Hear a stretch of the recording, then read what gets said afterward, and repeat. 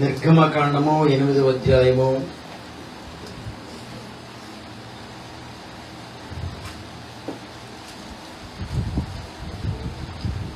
16, 17, 18 వచనాలు. అందుకు యెహోవా మోషేతో నీవు నీ కర్ర చాపి ఈ దేశపు ధూళిని కొట్టుము, అది ఐగుప్తు దేశమందంతటను పేలవునని అహరోనుతో చెప్పమనగా వారు అట్లు చేసిరి. అహరోను తన కర్రను పట్టుకుని చెయ్యి చాపి ఆ దేశపు ధూళిని కొట్టినప్పుడు పేలు మనుషుల మీదను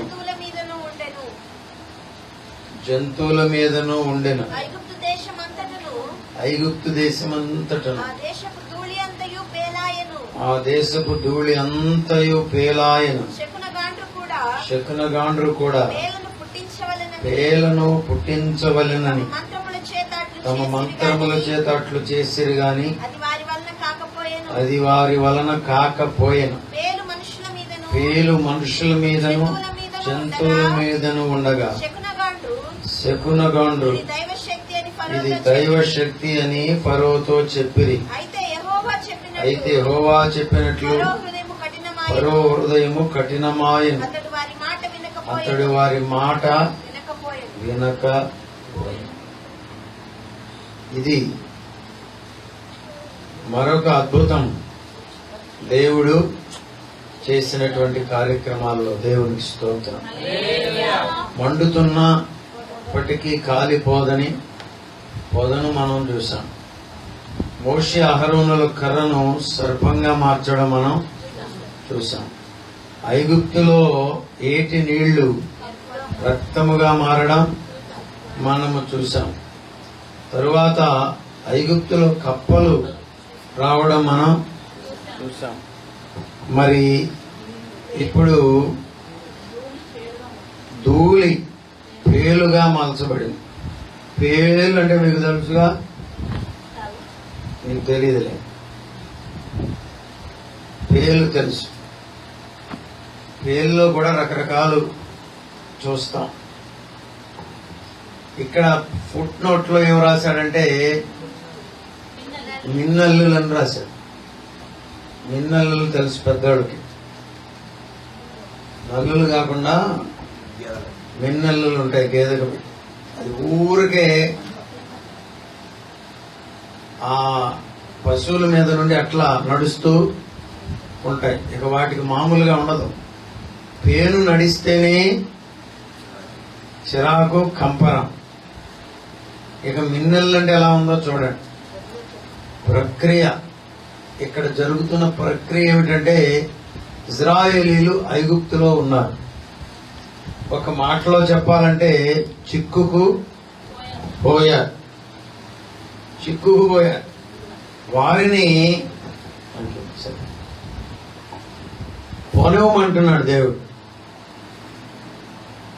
మోషే పంపి ఫరోతో చెప్పిస్తున్నాడు, లెట్ మై పీపుల్ గో, నా ప్రజలను పోనీయుడి అంటే పోనిస్తున్నాడా? పోనివ్వట్లా. ఇదే స్టోరీ మనం ఇన్ని దినాలు చూస్తూ వస్తున్నాం. ఇజ్రాయేలీలు ఐగుప్తులో ఉన్నారు. యోసేపు కాలంలో బాగున్నారు. మళ్ళా ఇప్పుడు వారికి శ్రమ వచ్చింది. అక్కడ నుండి విడిపించే ప్రక్రియలో ఉన్నాడు. అందులో భాగంగా ఏమీ వాడు లొంగట్లా. ఇప్పుడు వానికి శ్రమ మీద శ్రమ. ఇవన్నీ మనకు సూచనగా, ఇవన్నీ మనకు సాదృశ్యంగా ఉన్నాయి. సింబాలికల్ టీచింగ్ అంటాం కదా.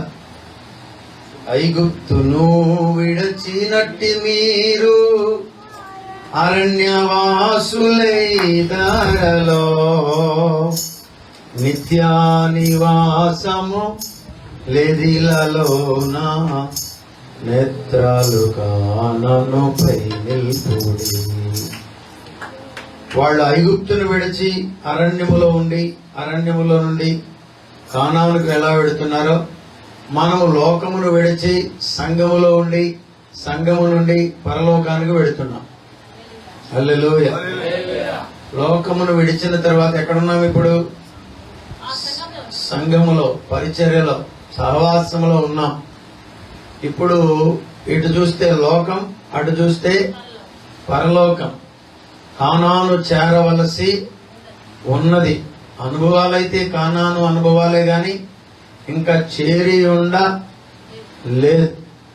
ఇప్పుడు ఇంకా మిగిలిన వారిని కూడా చేర్చుకునే ప్రయత్నంలో మనం ఉన్నాం, సువార్త చేసి. ఇందులో భాగంగా ప్రభువుని ఎరగని బిడ్డలు ఎవరైతే ఉన్నారో వారు వచ్చే పరిస్థితి అపవాదికి నచ్చదు. ఒక వ్యక్తిని ప్రభువులోనికి నడిపించడానికి మనం చేసే ప్రయత్నాన్ని చెడగొట్టడానికి అపవాది ఏం చేస్తాడు చెప్పండి సుధాకర్ గారు? వెనక్కి లాగుతాడు. చెప్పండి ఇంజనీర్ గారు. వాడి ప్రయత్నం వాడు చేస్తాడు, మోసం చేస్తాడు, బాణాలు వేస్తాడు. అనమాకండి, చెప్పండి. మాటలు వినకుండా చేస్తాడు, సూచక క్రియలు చేస్తాడు. చెప్పండి పాస్టర్ గారు.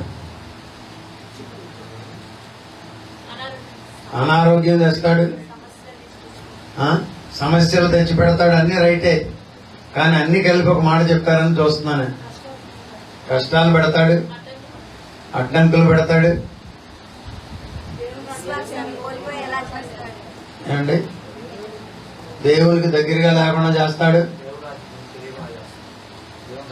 దేవుని రాజ్యానికి చేరకుండా చేస్తాడు, దేవుని రాజ్యం అంటే ఏంటో తెలియకుండా చేస్తాడు. అదే ఒక మాట నేనేమనాలనుకుంటున్నానంటే, దానికోసం వాడు అది ఏదైనా చేస్తాడు, ఏదైనా చేస్తాడు. ఏదైనా చేయడానికి కనీసం వాడికి చేతగా. ఇప్పుడు వాళ్ళు ఏది చేస్తే అన్ని చేసుకుంటూ వచ్చారు, కానీ ఇక్కడికి వచ్చేసరికి పేలు చేసినప్పుడు చేయలేకపోయానంట. మరి మిన్నల్ టెక్నాలజీ వాడికి తెలియలేదు. సరే, నేను కాదు, బైబిల్ చెప్తున్న మాట చెప్తున్నా. ఏదైనా చేసే ప్రయత్నం నయానో భయానో నిన్ను దేవుని నుండి తప్పించి నరకానికి ఈడ్చుకొని పోయే పని వాడిది.